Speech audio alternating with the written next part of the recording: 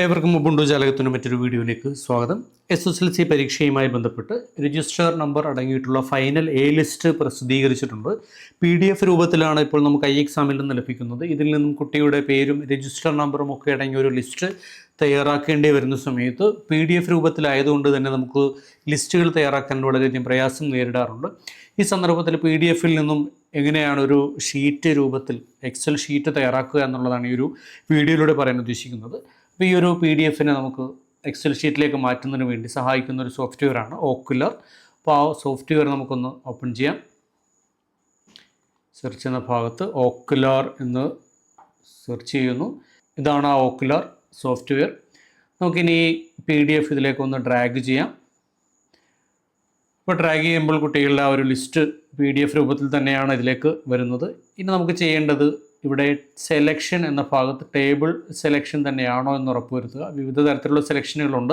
നമുക്കതിലെ table സെലക്ഷനാണ് വേണ്ടി വരുന്നത്. Table selection എടുത്തതിന് ശേഷം നമുക്ക് വേണ്ട ആ ഭാഗങ്ങൾ ഇപ്പോൾ മുഴുവനായിട്ടും വേണമെങ്കിൽ മുഴുവനായിട്ട് തന്നെ ചെയ്യാം. ഞാനിപ്പോൾ മുഴുവനായിട്ട് തന്നെ ഒന്ന് സെലക്ട് ചെയ്യുകയാണ്. താഴേക്ക് നിന്ന് സ്ക്രോൾ ചെയ്യുന്നു, ഡ്രാഗ് ചെയ്യുകയാണ്. ഡ്രാഗ് ചെയ്ത് അടുത്ത പേജുകളിലേക്ക് പോകണമെങ്കിൽ നമുക്ക് മൗസിൻ്റെ ആ സ്ക്രോൾ ഭാഗം ഒന്ന് സ്ക്രോൾ ചെയ്ത് കഴിഞ്ഞാൽ ഡ്രാഗ് ചെയ്ത് പിടിച്ചുകൊണ്ട് ക്ലിക്ക് ചെയ്ത് പിടിച്ചുകൊണ്ട് തന്നെ സ്ക്രോൾ ചെയ്താൽ അടുത്ത പേജുകളിലേക്ക് നമുക്കിത് കൊണ്ടുപോകാനായിട്ട് കഴിയും. അതിനുശേഷം ഇനി ചെയ്യേണ്ടത് നമുക്കിനി ഓരോ കോളങ്ങളായിട്ടാണ് നമുക്ക് വേണ്ടത്. അതുകൊണ്ട് ആ കോളങ്ങളുടെ ഏറ്റവും മുകൾ ഭാഗത്ത് താഴ്ഭാഗത്താണ് ക്ലിക്ക് ചെയ്യുന്നതെങ്കിൽ ഹൊറിസോണ്ടൽ ലൈൻസ് ആയിരിക്കും വരിക. അപ്പോൾ ഈ സെലക്ഷൻ നടത്തിയതിൻ്റെ ഏറ്റവും മുകൾ ഭാഗത്താണ് നമുക്കൊന്ന് ക്ലിക്ക് ചെയ്യേണ്ടത്. ക്ലിക്ക് ചെയ്യുന്ന സമയത്ത് താഴേക്ക് ഇത്തരത്തിലൊരു ലൈൻ വരുന്നതായിട്ട് കാണാം.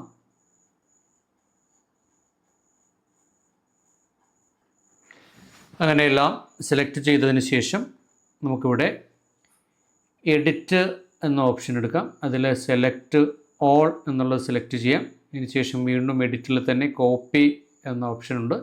കോപ്പി എടുത്തതിന് ശേഷം നമുക്കിനി ലിബ്രിയോഫീസ് കാൽക്ക് ഓപ്പൺ ചെയ്യാം.